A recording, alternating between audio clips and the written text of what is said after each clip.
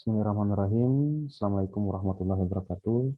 Selamat dini hari untuk adik-adik sekalian, teman-teman sekalian. Pada kesempatan kali ini, pada mata kuliah kita pengantar akuntansi, saya selaku dosen pengantar akuntansi akan membagikan materi untuk bahan ajar kita pada mata kuliah pada kesempatan kali ini. Baik, untuk mata kuliah kita pengantar akuntansi, eh, terlebih dahulu, sebelum kita membahas mata kuliahnya, langkah baiknya kita sama-sama mencari referensi, dan adik saya juga mencari referensi, adik-adik juga mencari referensi agar memiliki pengetahuan dasar tentang materi yang akan kita atau mata kuliah yang akan kita lalui dan jalani bersama. Baik, di kesempatan kali ini saya selaku dosen akuntansi akan membahas beberapa hal pada kesempatan ini.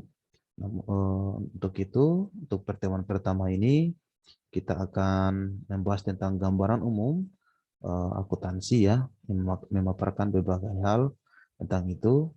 Nah, dan di kemudian hari saya meminta kepada teman-teman untuk membuat rangkuman ya dari berbagai materi, misalnya setiap satu kali pertemuan kita akan membahas 5 subbab ya dari setiap bab yang akan kita ajarkan atau kita akan lalui bersama. Baik. Nah, di dalam buku ini ya, ini buku cukup simpel ya untuk kita jadikan bahan pelajaran.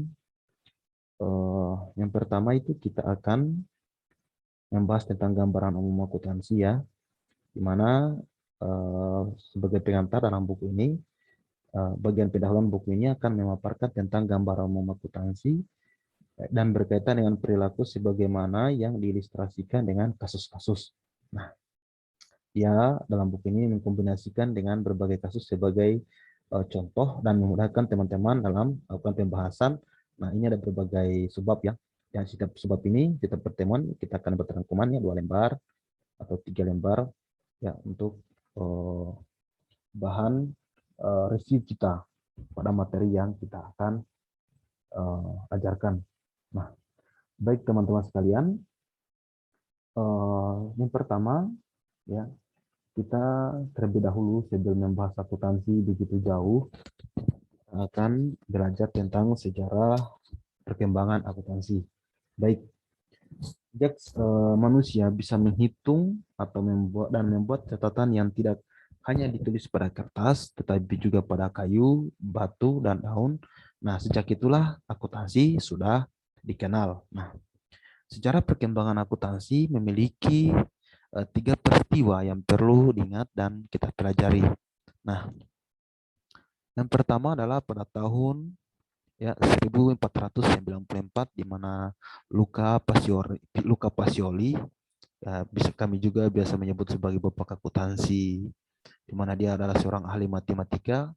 Nah, beliau mengarang buku yang berjudul Summa di Arithmetica Geometrica atau Geometrica Proportioni et Proportionalita. Nah, dalam bab yang berjudul Tractatus de Computis et Scriptoris, ya, diajarkan sistem pembukuan berpasangan atau double entry atau yang disebut sebagai sistem kontinental. Nah, di mana sistem kontinental adalah pencatatan semua transaksi ke dalam 2 bagian, yaitu debit dan kredit. Nah, awal mula akuntansi ini perkembangannya itu awalnya untuk di barat ya dimulai dengan Luca Pacioli. Nah, debit dan kredit ini harus selalu seimbang untuk menghasilkan laporan keuangan yang terpadu dari siklus akuntansi. Jadi dari sisi debit sebelah kiri dan sisi kredit sebelah kanan harus memiliki jumlah nominal yang sama. Nah,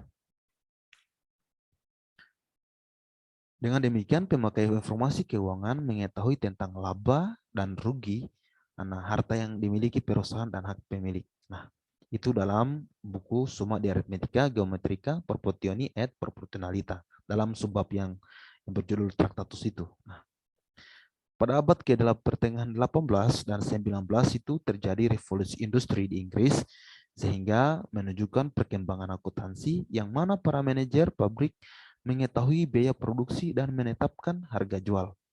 Ini sejarah perkembangan akuntansi ya. Nah, yang berikutnya adalah revolusi industri menciptakan kepemilikan modal yang besar untuk membeli pabrik dan mesin. Nah, menyebabkan perusahaan membentuk suatu organisasi akan memunculkan para pemegang saham atau stakeholder yang membutuhkan informasi tentang seberapa baik manajemen menjalankan perusahaan. Nah, dengan demikian akuntansi semakin berkembang dan para pemegang saham akan mengandalkan laporan akuntansi untuk mengevaluasi kinerja manajemen. Nah, seorang ahli akuntansi dari Amerika, Profesor Robert Stelling, tentang perkembangan akuntansi tahap pertama, di mana ruang lingkup perusahaan masih kecil sehingga para pemiliknya sekaligus menjadi manajer. Nah, ini biasa usaha UMKM. Nah, segala pencatatan itu mengenai perusahaan dikerjakan sendiri. Nah, di tahap keduanya, perusahaan yang dikelola semakin besar, sehingga semua pengurusan dalam perusahaan dengan pencatatan akuntansinya itu diserahkan kepada orang yang mengerti tentang akuntansi. Ini skala perusahaannya sudah agak besar. Nah, tahap ketiga, nah pemisahan fungsi antara pemilik dan perusahaan sehingga pertanggungjawaban perusahaan ke pemilik dengan membuat suatu laporan keuangan. Nah, ini untuk berlaku perusahaan-perusahaan yang sangat besar ya adik-adik, perusahaan yang sudah berbentuk MNC atau multinational corporation atau bentuknya seperti Pertamina lah seperti itu. Nah, untuk itu pada tahun 1930 Amerika itu membentuk Security Exchange Commission atau SEC yang itu ya lembaga untuk mendorong tercapainya prinsip akuntansi secara baku. Nah, di mana dalam sistem ini ada kesepakatan bersama yang berlaku baku. Nah, sehingga muncul konsep teorinya bagaimana dan rumusan yang sistematis tentang teori akuntansi. Nah, dalam perkembangan berikutnya ya dirumuskan standar akuntansi dengan singkatan GAAP atau General Accepted Accounting Principle. Nah, ini awal mulanya. Nah, tahun 1972 di kota Sydney diselenggarakan Kongres Profesi Akuntan Sedunia sehingga membentuk IASC atau International Accounting Standard Committee. Nah, ini masih bagian dari sejarah perkembangan akuntansi sendiri. Nah, pada tahun 2000, IASC ini yang dibentuk itu melaksanakan restrukturisasi dalam kelembagaan dengan membentuk IASCF atau International Accounting Standard Committee Foundation dan melahirkan IASB atau International Accounting Standard Board. Nah, dan IFRIC atau International Financial Reporting Interpretation Committee. Nah, IASB kemudian mengeluarkan IFRS ya. Jadi lembaga ini yang dibentuk itu oleh IASC atau International Accounting Standard Board ini mengeluarkan IFRS atau International Financial Reporting Standard sebagai standar akuntan dan pelaporan keuangan yang baru. Nah, standar ini dipakai juga di Indonesia, diadopsi dan berlaku di berbagai negara di belahan dunia secara umum. Nah, ini yang standar akuntansi yang dipakai, yaitu namanya IFRS ya, seperti itu. Baik, nah untuk perkembangan akuntansi di Indonesia sendiri selama 3,5 abad Belanda menjajah Indonesia, sehingga sistem Belanda yang dikenal dengan sistem tata buku berlaku, itu awalnya yang diterapkan di Indonesia dan banyak perusahaan yang ada di Indonesia adalah milik Belanda. Sehingga tata buku ini dipakai dalam pencatatan transaksi perusahaan dan berkembang sistem pencatatan ini ke masyarakat. Nah, pada saat kemerdekaan, masyarakat banyak tidak menyukai Belanda. Nah, akhirnya pada tahun 1950 masuknya modal asing, di mana modal asing ini berasal dari perusahaan Amerika. Nah, pastinya perusahaan Amerika menjalankan sistem akuntansinya yang harus diikuti perusahaan miliknya di Indonesia. Nah, maka pada saat itu muncullah dualisme sistem akuntansi di Indonesia, itu sistem Belanda dan sistem tata buku atau single entry. Ya, sistem tata buku Belanda pada saat itu single entry dan sistem Amerika dengan sistem berpasangan atau double entry. Nah, sistem kontinental itu berkembang di Indonesia seperti dipakai Belanda yang disebut sebagai tata buku atau pembukuan. Ini bahasa lain dari akuntansi ya. Nah, disebut juga sebagai tata buku atau pembukuan yang ada juga perbedaan dengan akuntansi. Nah, tata buku adalah menyangkut kegiatan-kegiatan yang bersifat konstruktif dari proses akuntansi seperti pencatatan, peringkasan, penggolongan, dan aktivitas-aktivitas lain yang bertujuan untuk menciptakan informasi akuntansi yang berdasar pada data. Nah, akuntansi adalah menyangkut kegiatan-kegiatan yang bersifat konstruktif dan analitik seperti kegiatan analisis dan interpretasi berdasarkan informasi akuntansi. Ini ada ini sedikit perbedaannya ya dengan tata buku dan uh, dari sisi akuntansi itu sendiri. Nah, sehingga pembukuan merupakan bagian dari akuntansi dia. Nah, dalam perkembangannya selanjutnya tata buku semakin tidak dipakai orang. Nah, di Indonesia sendiri bagi perusahaan dan individu banyak menerapkan sistem akuntansi Anglo-Saxon. Nah, nah, berkembangnya Anglo-Saxon di Indonesia ya, ini nanti untuk pertemuan berikutnya atau video-video berikutnya kita akan jelaskan. Nah, itu berkembangnya Anglo-Saxon atau sistem Anglo-Saxon di Indonesia itu disebabkan yang pertama adanya penanaman modal asing atau PMA di Indonesia berdampak positif dalam perkembangan akuntansi seperti beralihnya tata buku ke akuntansi Anglo-Saxon. Nah, hampir sebagian besar menyelesaikan pendidikan di Amerika dan pengembangan akuntansi sehingga ini alih-alih akuntansi ya lebih dominan digunakan di Indonesia dan adanya dosen tamu yang selalu mengajar di berbagai universitas di Indonesia. Nah, buku-buku teks akuntansi juga yang selalu muncul sehingga sistem akuntansi pada saat itu dominan berkembang di Indonesia. Nah, pada tahun 1980, mewakili para universitas mendirikan PPA atau Pusat Pengembangan Akuntansi untuk mensosialisasikan sistem akuntansi untuk mengakhiri sistem akuntansi dualisme yang terjadi pada tahun 1980-an. Nah, ini sedikit perbedaan antara sistem kontinental pembukuan dan sistem Anglo-Saxon atau akuntansi yang berkembang di Amerika dan yang berkembang di Belanda. Yang pertama adalah buku harian. Di mana dari sisi buku harian ini menurut sistem kontinental Belanda, pengelompokan debit dan kredit belum terinci ya penyusutannya seperti itu. Sedangkan dalam pengelompokan sistem Anglo-Saxon Amerika, debit dan kredit itu terinci penyusutannya. Itu salah satu perbedaannya. Yang kedua adalah dari sisi akun buku besar. Nah, dari sisi penyusutan, dia menggunakan perkiraan cadangan dan dicatat di sisi kredit. Sedangkan dalam sistem Anglo-Saxon, dia menggunakan akun beban penyusutan dan dicatat di sisi debit. Nah,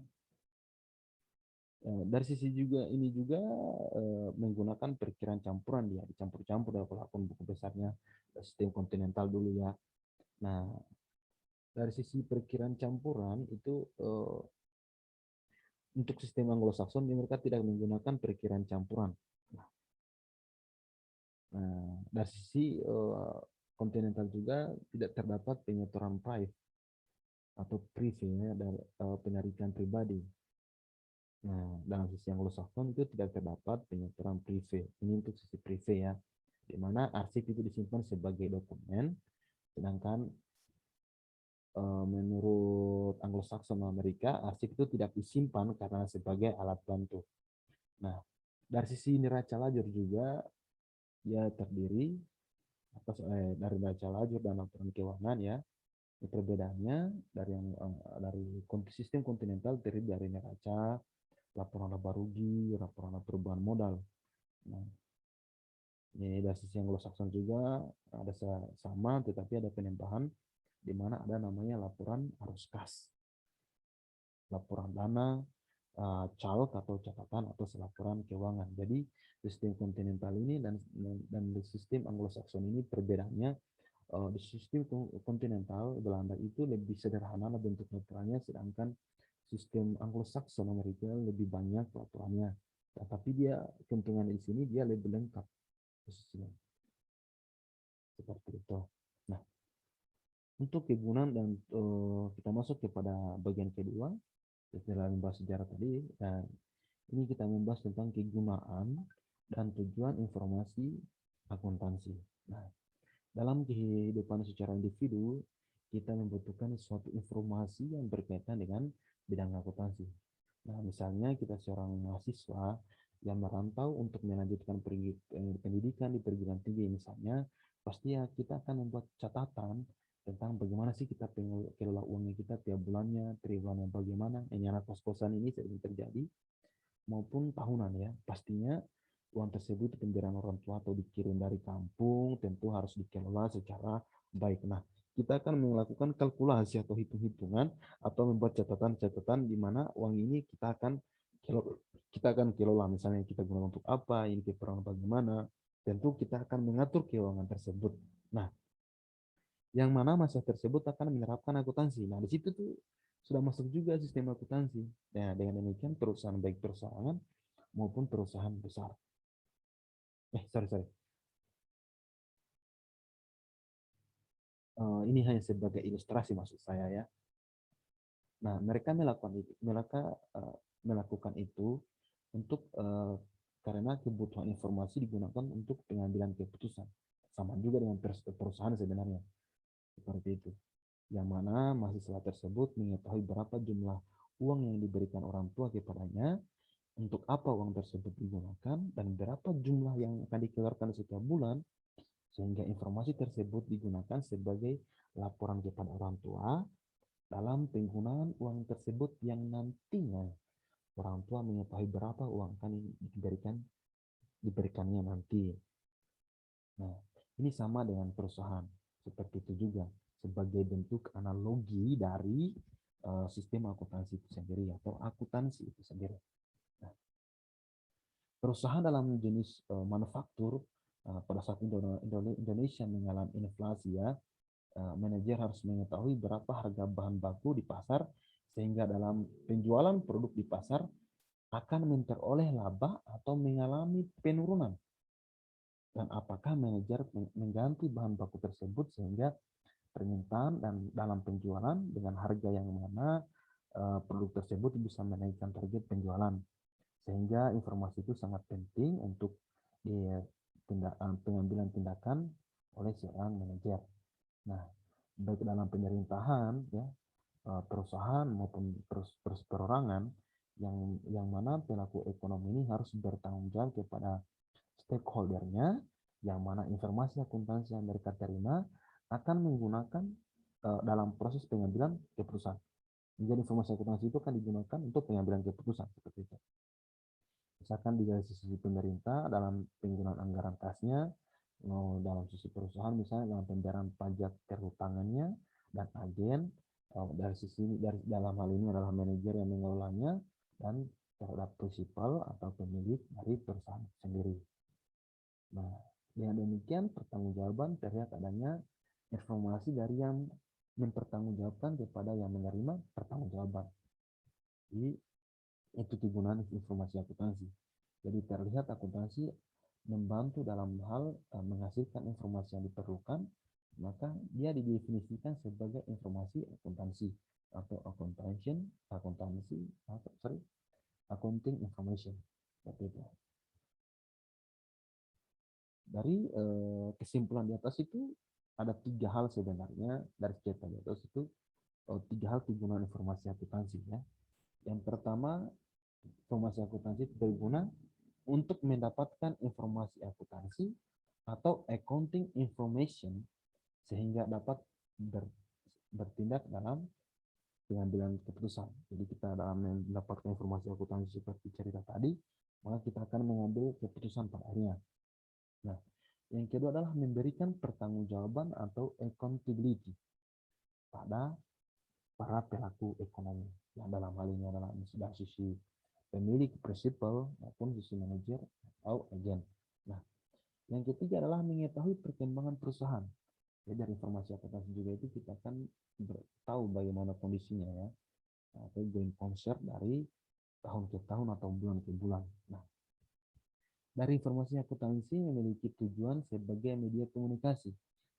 Ini informasi akuntansi juga, maka dia sering disebut sebagai bahasa bisnis atau business language, di mana informasi akuntansi ini akan kita tahu ya kondisi perusahaan dan sebagai media pengkomunikasian kondisi perusahaan. Seperti itu. Nah, berikutnya kita akan membahas tentang definisi akuntansi setelah kita membahas tentang sistem akuntansi dan sejarahnya, di mana Pak Sofyan Syafri Harahap ya, salah seorang ahli akuntansi memberikan kepanjangan akuntansi di mana A-nya adalah angka, ini kepanjangan akuntansi ya. A-nya adalah A, angka, K-nya adalah keputusan, U-nya adalah uang, N-nya adalah nilai, T-nya adalah transaksi, A-nya adalah analisa, N-nya adalah netral, S-nya adalah seni, I-nya adalah informasi. Jadi dari kepanjangannya ini kita bisa secara luas ya mengartikan bahwa akuntansi itu bersifat kuantitatif ya, atau bersifat nominal, di mana informasi digunakan dalam pengambilan keputusan, dia juga dicatat yang berkaitan dengan moneter atau dalam hal ini uang, dan dinilai dengan uang itu sendiri. Ya. Dia mencatat transaksi yang terjadi dan juga menganalisanya. Dia juga bersifat netral atau tidak memihak kepada pemakai laporan. Itu dari sisi akuntansi. Nah, dia juga memiliki seni dalam pertimbangan dan keahlian bersifat subjektif dan merupakan sistem informasi yang saling berkoordinasi. Ini pengertian akuntansi menurut Sofyan Syafri Harahap. Nah, kita bisa melihat gambaran sedikit bagaimana apa sih itu sebenarnya akuntansi. Nah, sedangkan menurut American Institute of Certified Public Accounting atau AICPA, nah ini mereka mengartikan akuntansi sebagai merupakan seni pencatatan. Karena di sini kita mencatat keuangan, pencatatan, kita golongkan, penggolongan, pengiktisaran dengan cara tertentu dalam ukuran moneter. Nah, transaksi dan kejadian-kejadian yang umumnya bersifat keuangan termasuk menafsirkan hasil-hasilnya. Itu pengertian akuntansi. Sedangkan pengertian akuntansi menurut American Accounting Association, akuntansi sebagai proses mengidentifikasi, mengukur, dan melaporkan informasi ekonomi untuk memungkinkan adanya penilaian dan keputusan yang jelas dan tegas bagi mereka yang menggunakan informasi tersebut. Dari sisi fungsi akuntansi, ya, kita bilangkan kepada fungsi akuntansi sendiri, di mana akuntansi itu sering kita dengar sebagai bahasa perusahaan, language of business, mana yang memberikan informasi data keuangan perusahaan untuk dapat digunakan dalam pengambilan keputusan bagi pihak yang membutuhkan informasi akuntansi itu.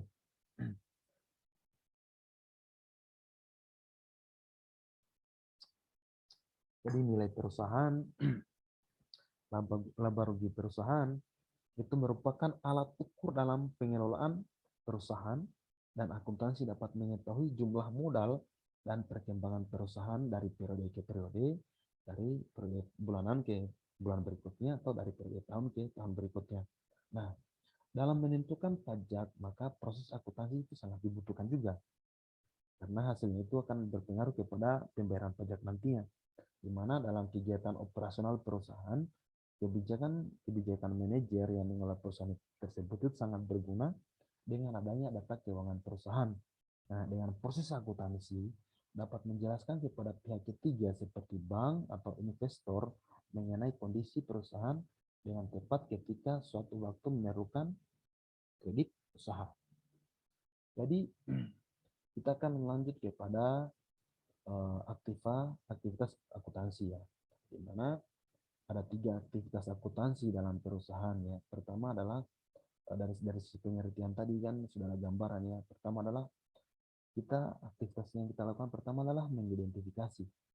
Jadi aktivitas identifikasi ini, nah di mana kita mengidentifikasi transaksi-transaksi ataupun arus keuangan yang terjadi dalam perusahaan.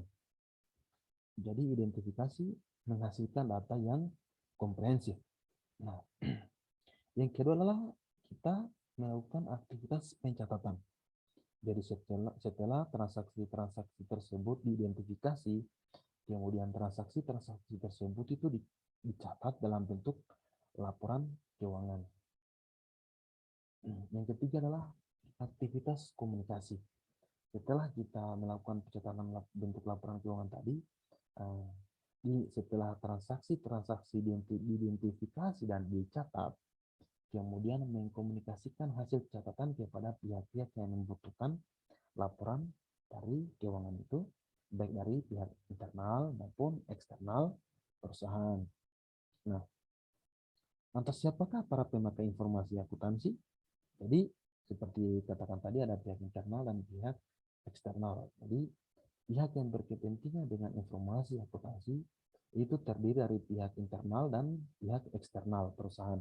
Nah, yang pertama adalah pihak internal perusahaan, ya, di mana pihak internal perusahaan ini terdiri dari yang pertama adalah pemilik atau owner itu perusahaan itu sendiri.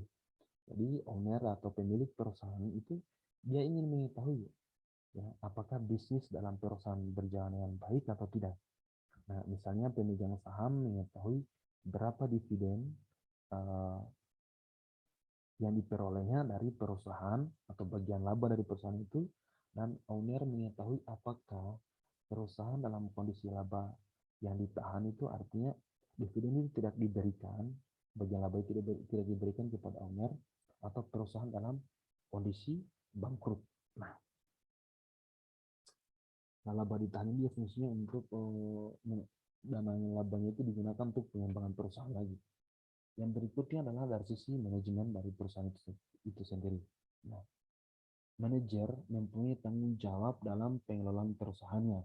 Misalnya manajer penjualan ingin mengetahui berapa laba perusahaan yang diperoleh dari periode tahun yang lalu dengan tahun yang sedang berjalan saat ini. Itu kegunaan informasi bagi pihak manajemen. Yang berikutnya adalah kegunaan dari sisi karyawan.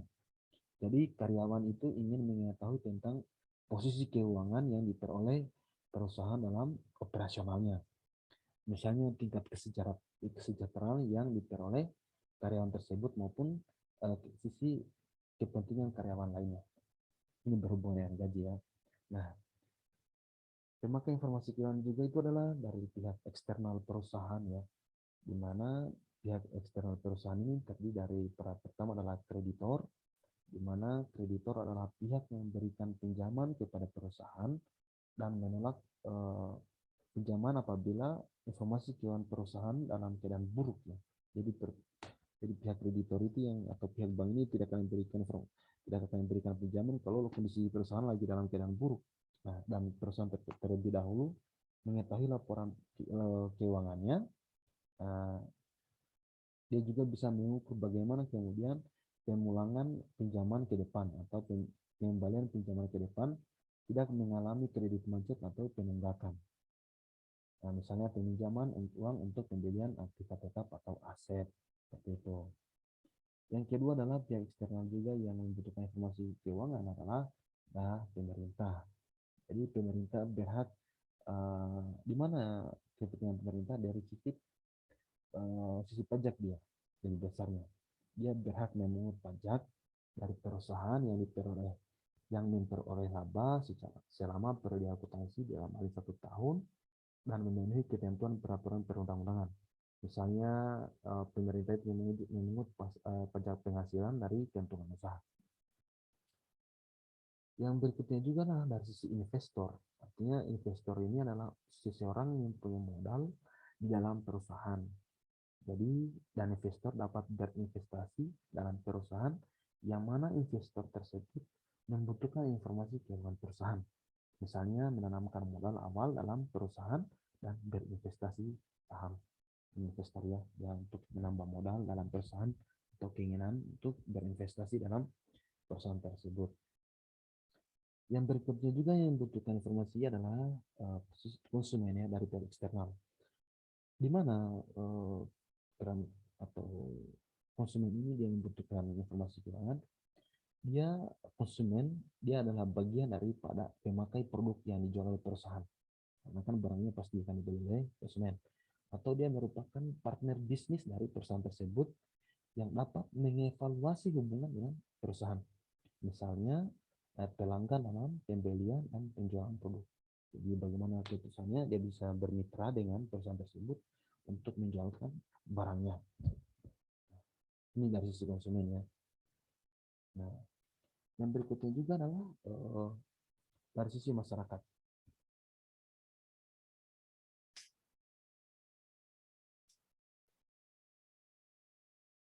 Jadi masyarakat itu ingin mengetahui kontribusi perusahaan dalam perekonomian sebagai pelaku ekonomi, yang mana masyarakat dapat memperoleh berupa bantuan CSR ya, di mana atau bisa disebut dengan corporate social responsibility, di mana CSR ini sering dikaitkan dengan bantuan perusahaan kepada masyarakat atau sosial. Nah, misalnya bantuannya dialihkan untuk dana CSR ya, dalam perusahaan itu ada dana CSR, dana sosial namanya, dana pertanggungjawaban sosial perusahaan. Dia bisa salurkan kepada UMKM atau usaha mikro kecil dan menengah. Jadi bantuan untuk meningkatkan prasarana desa misalnya, dia bisa berupa jalanan umum, irigasi, dan lain-lain. Yang berhubungan tentu CSR ini akan selalu berhubungan dengan lokasi di sekitar dari perusahaan itu yang terdampak.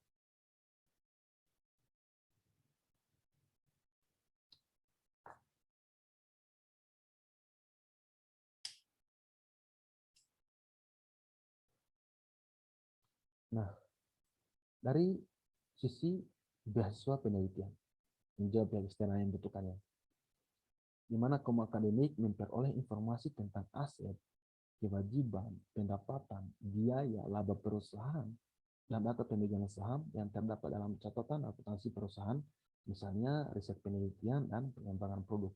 Ini biasa digunakan juga mahasiswa untuk menulis skripsi ya, dari jadi bahan risetnya dia dalam tugas akhir.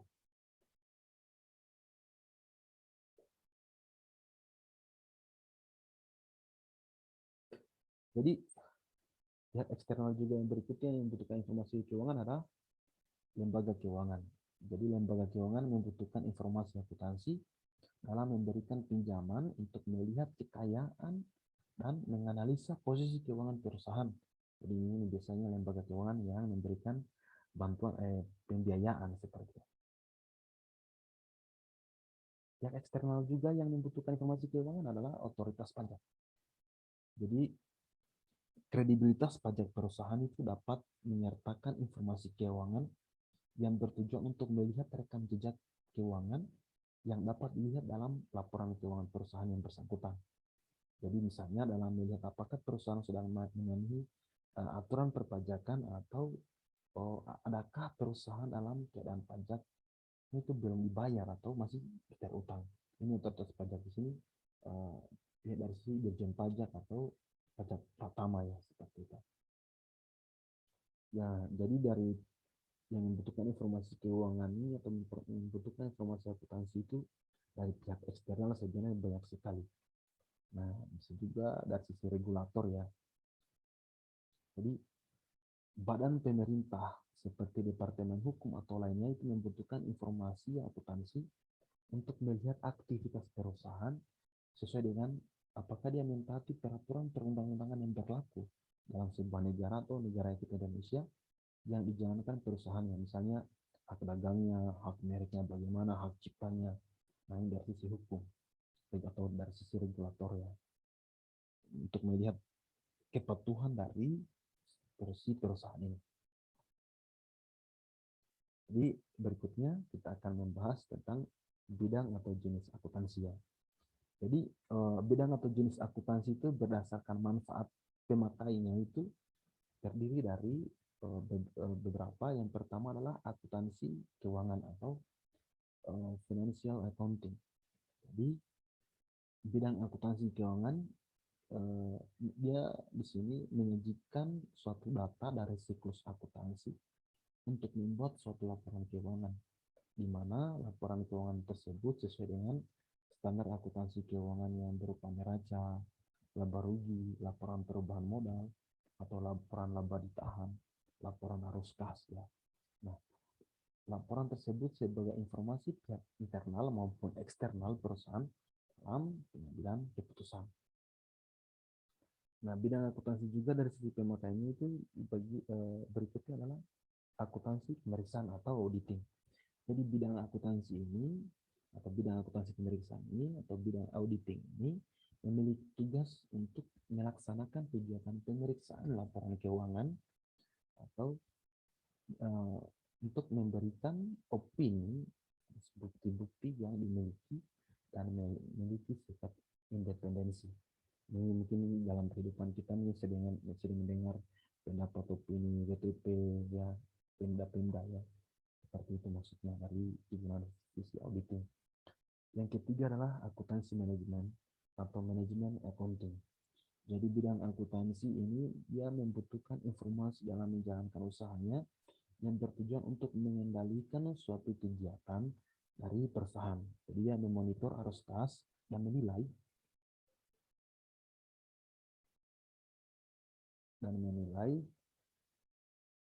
uh, jadi seulangi ya, bidang akuntansi manajemen ini yang membutuhkan informasi dalam menjalankan usahanya yang tujuannya untuk mengendalikan suatu kegiatan dari dalam perusahaan ini akuntansi manajemen perusahaan. Nah, memonitor arus kas ya dan menilai alternatif dalam pengambilan keputusan untuk memberikan bantuan pihak internal perusahaan dalam menentukan kebijakan. Ini bidang akuntansi manajemen juga seperti itu. Atau bidang akuntansi manajemen internal seperti itu. Nah, ada juga cabang akuntansi yang namanya akuntansi biaya atau cost accounting. Jadi akuntansi biaya dia memfokuskan kepada mencatat, menghitung, menganalisis, dan mengendalikan biaya pada perusahaan terus manufaktur yang menentukan berapa besarnya harga pokok produksi dari satu produk, berapa misalnya harga jualnya sebuah produk yang dihasilkan oleh perusahaan. Nah itu fungsi dari akuntansi biaya atau cost accounting. Bidang garapannya ya di situ penentuan harga atau penentuan biaya dari produk yang dihasilkan oleh perusahaan.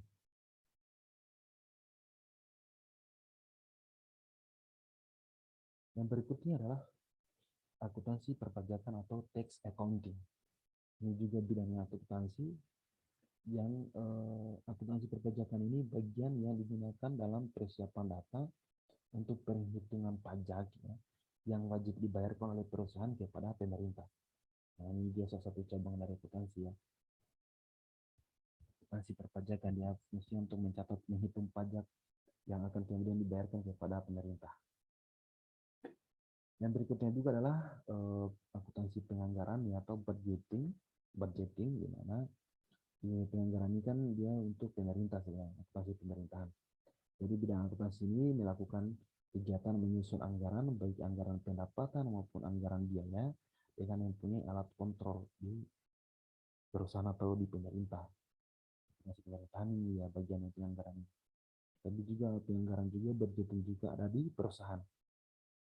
Nah, yang berikutnya adalah akuntansi pemerintahan atau governmental accounting. Jadi accounting yang digunakan dalam bidang pemerintahan itu tujuannya untuk menyajikan laporan keuangan pemerintah, bagaimana pengendaliannya, dan pengawasan keuangan negara. Nah, ini satu bidang akuntansi juga, atau governmental accounting, akuntansi pemerintahan. Yang berikutnya adalah sistem akuntansi atau accounting system. Jadi bidang akuntansi ini dia berfungsi melaksanakan terlebih dahulu pencatatan akuntansi mulai dari buktinya sampai dengan laporan keuangannya atau hasilnya ya, dengan menyusun suatu prosedur pencatatan yang bagaimana sih prosedur pencatatannya sehingga memperoleh informasi akuntansi yang akhirnya bisa digunakan untuk pengambilan suatu keputusan.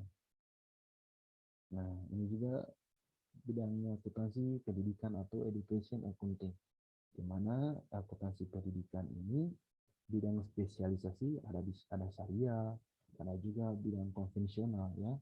Dalam pengetahuan ilmu akuntansi biasanya yang mengajar ilmu akuntansi dia mereka membuat kurikulum dan penyebaran ilmu akuntansi kepada masyarakat atau murid didiknya. Ada juga bidang akuntansi yang disebut dengan akuntansi internasional atau international accounting, di mana akuntansi internasional ini merupakan bidang yang menangani isu-isu dalam suatu transaksi internasional dalam perusahaan yang multinasional. Jadi aspek yang menggambarkan standar akuntansi, praktek akuntansi dari berbagai negara, serta perbandingan dalam standar dan praktek termasuk dalam bidang ini yang mencakup misalnya laporan keuangan dari transaksi internasional, perpajakan dalam perusahaan internasional, bagaimana audit internasional, dan bagaimana manajemen yang dilakukan dalam bisnis internasional. Kan biasa dalam setiap negara memiliki sistem akuntansi yang berbeda-beda, tetapi pada umumnya mereka menggunakan sistem yang umum itu IFRS seperti dibahas oleh kita bahas sebelumnya. Nah, yang bidang akuntansi yang berikutnya juga adalah akuntansi sosial atau social accounting, di mana akuntansi sosial ini dia mencakup dana-dana kesejahteraan suatu masyarakat, di mana perilaku yang berkaitan dengan pemerintah ataupun perusahaan terhadap kinerja yang baik untuk analisis terhadap ekonomi masyarakat secara umum atau makro.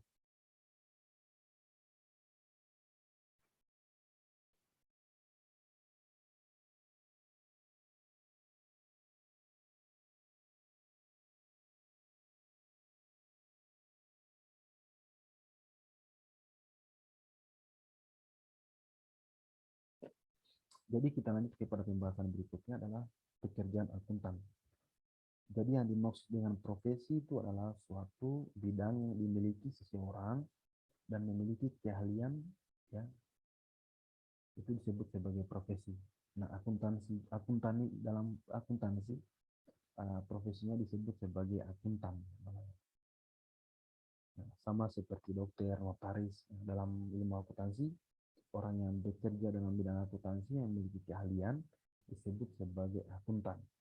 Orang-orang yang telah lulus yang memiliki sertifikat itu disebut sebagai akuntan dia.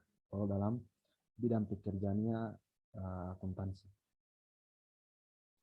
Yang mana dalam proses kalian tersebut itu dilalui dengan pendidikan formal maupun informal, nah, maka mereka itu disebut sebagai ahli di bidangnya yang sebutan profesional.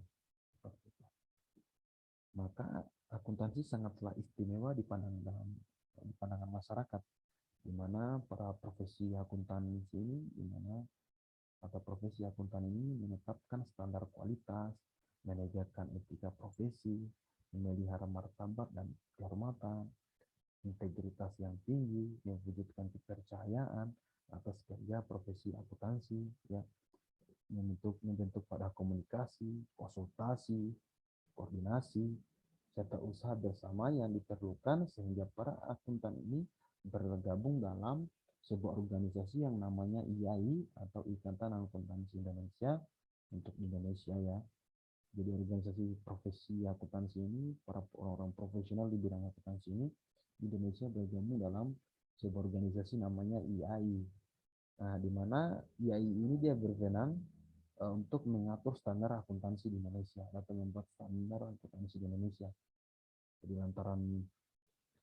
Jadi profesi akuntansi itu juga profesi akuntan itu keren juga karena seperti dijelaskan sebelumnya kan banyaknya pemakai informasi akuntansi baik dari pihak internal, ya, maupun dari pihak eksternal.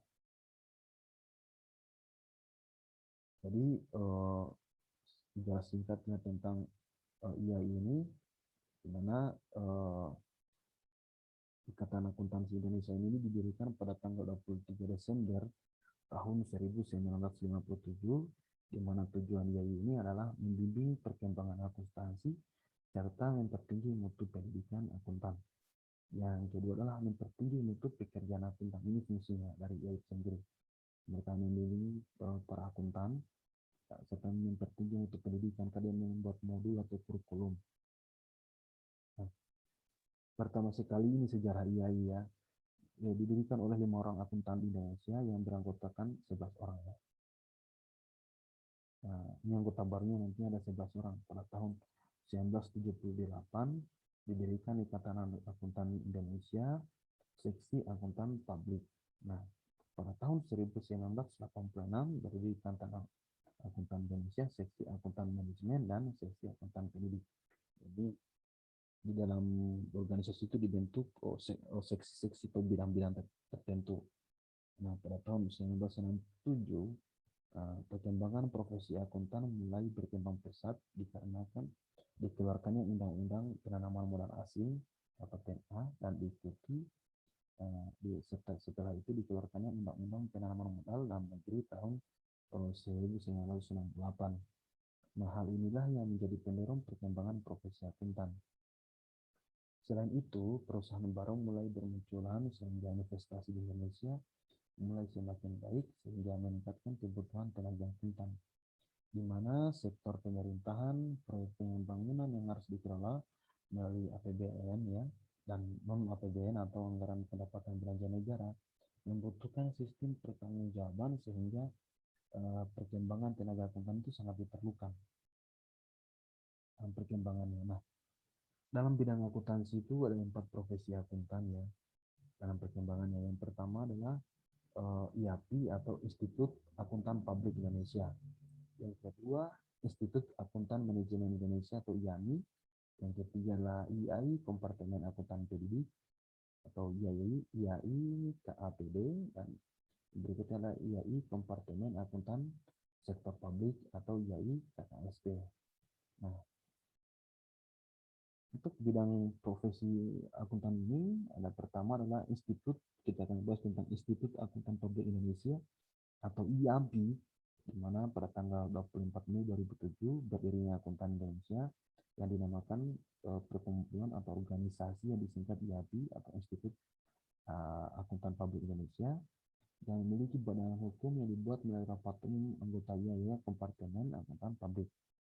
Jadi pada kongresnya yang ke-10 tanggal 23 November 2006, di mana ini sejarahnya ya, Dr. Andes Ahmadi Hadibroto sebagai Ketua Dewan Pengurus Nasional IAI mengusulkan perluasan IAI sehingga IAI memiliki akuntan yang independen dan mandiri dalam pengembangan profesi akuntannya, profesi akuntan publik. Nah, IAPI harus dapat memenuhi syarat IFAJ atau International Federation of Accountant yang berkaitan dengan profesi dan etika akuntan publik. Sehingga persyaratan yang diminta IFAJ itu tercantum dalam SMO atau Statement of Member Obligation. Nah, pada tanggal 4 Juni 2007 diterima secara resmi IAPI sebagai anggota pertama dari IAI ya, kompartemennya. Dan pada tanggal 5 Februari 2008, Pemerintah Republik Indonesia melalui Peraturan Menteri Keuangan PMK ya, IAPI sebagai organisasi profesi akuntan publik yang berwenang melaksanakan ujian sertifikasi akuntan publik untuk profesi akuntannya dan penyusunan dalam penerbitan standar profesional dan etika akuntan publik. Nah, dan menyelenggarakan program pendidikan yang berkelanjutan bagi seluruh akuntan publik di Indonesia. Yang berikutnya adalah Institut Akuntan Manajemen Indonesia atau IAMI. Jadi pada tanggal 1 April 2008 didirikan IAMI ya, di mana ini merupakan profesi akuntan di bawah IAI juga dalam pengembangan pengetahuan dan praktik akuntansi manajemen dan keuangan serta bidang lainnya yang berkaitan dengan etika, tanggung jawab sosial dan lingkungan. Jadi para akuntan IAMI banyak memiliki pekerjaan sebagai eksekutif baik perusahaan negara ya. Mereka punya pekerjaan juga di berbagai perusahaan, juga dari pemerintah maupun swasta. Jadi tujuan IAMI tersebut adalah pertama adalah menyelenggarakan ujian sertifikasi profesi akuntan manajemen atau CPNA yang ini fungsinya. Dan yang berikutnya adalah meningkatkan pengetahuan praktik manajemen keuangan, akuntansi keuangan, akuntansi manajemen, manajemen berkelanjutan. Nah, yang fungsi ketiga adalah tujuan dibentuknya ini adalah berperan aktif dalam penegakan good governance dan bertanggung jawab sosial dalam lingkungan dalam perspektif nasional dan internasional. Ini fungsi dari tujuan yang sendiri. Yang berikutnya adalah Kompartemen Akuntan Pendidik atau IAI KAPD. Jadi pada tanggal 16 Maret 1996 di Yogyakarta didirikan Ikatan Akuntan Indonesia Kompartemen Akuntan Pendidik atau IAI KAPD. Nah, pada rapat tersebut ditetapkan periode 1996 sampai 1999 dalam pengurusan IAI KAPD yang disusun dalam rapat terdapat nilai-nilai moral yang dimiliki oleh IAI KAPD. Yang pertama adalah nilai ketakwaan, yang berikutnya integritas, intelektualitas, dan profesionalisme. Dan sebagaimana strategi yang akan dilakukan IAI KAPD, yang pertama adalah menyebarluaskan perkembangan akuntansi, karena di sini adalah mereka bergerak dalam akuntan pendidik ya, dan edukasi terhadap akuntansi itu sendiri, bidang akuntansi sendiri. Yang berikutnya adalah mereka menyelenggarakan pendidikan, penelitian, lokakarya, seminar, dan kegiatan pendidikan lainnya. Mereka juga menjalin kerjasama antar lembaga pendidikan dan penelitian di dalam dan ataupun di luar negeri. Isinya juga, jadi tujuannya juga kompartemen akuntan pendidikan ini menjalin kerjasama dengan lembaga internal dan eksternal organisasi IAI. Mereka juga memiliki fungsi menciptakan suasana kondusif untuk penelitian akuntansi. Nah, sasaran yang akan dicapai oleh IAI KAPD adalah pertama adalah meningkatkan kemampuan akuntan pendidik dalam bidang pendidikan dan penelitian akuntansi dengan dilandasi nilai-nilai moral. Jadi mereka juga meningkatkan peran serta organisasi dalam penentuan arah pendidikan akuntansi di Indonesia. Itu fungsi dari kompartemen akuntan pendidik. Lantas berikutnya adalah IAI kompartemen akuntan sektor publik, di mana atau IAI KSP, di mana pentingnya akuntansi sektor publik dalam dunia pendidikan sangat kita rasakan dengan kebijakan pemerintah untuk masyarakat luas, di mana negara Indonesia kita lihat menjalankan dengan orientasi pendidikan akuntansi lebih kepada sistem Amerika. Nah, yang tidak mengenal akuntansi sektor publik karena menekankan pada sektor swasta. Jadi di pertengahan tahun 90-an ya, akuntansi sektor publik perlu dikembangkan terhadap pelayanan publik, misalnya telekomunikasi dan listrik.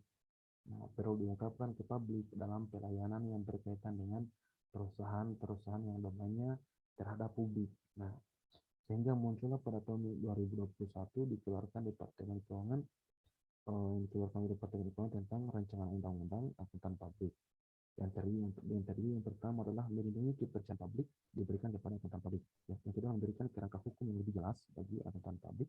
Yang ketiga adalah mendukung pembangunan ekonomi nasional dan menyiapkan akuntan dalam bentuk era liberalisasi jasa akuntan publik. Ini sudah ada rancangan undang-undang yang akuntan publik ya.